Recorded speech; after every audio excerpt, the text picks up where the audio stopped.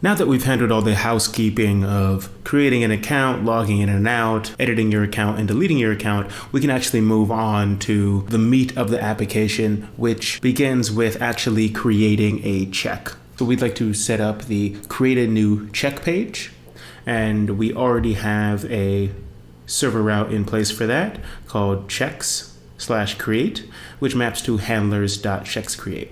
So we're going to take the familiar steps, just like we did last time, of copying the previous handler and then doing some slight modifications to it to create the checks create page. So we're going to say create a new check. It's called checks create. The title is going to be create a new check.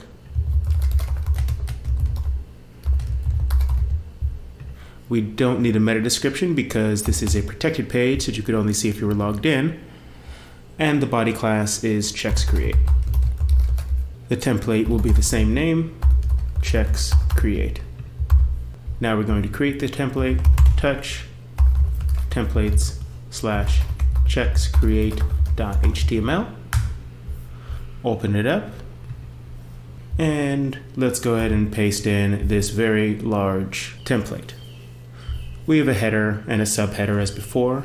We've added a new feature, which is a back button, which really just links back to the dashboard page, which is checks/all.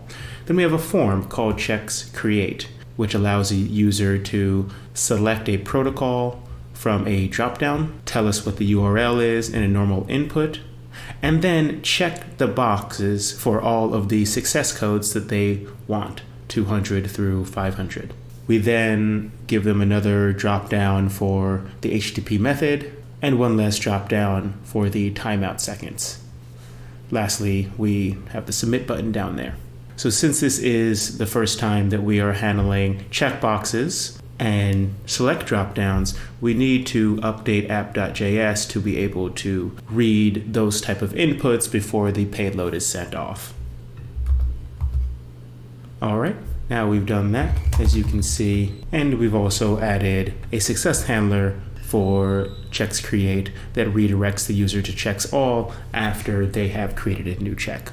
So if you successfully submit a new check and the form validates and we get a 200 back, we will go ahead and redirect you to the dashboard, which is just a list of all your checks, including the one that you just created.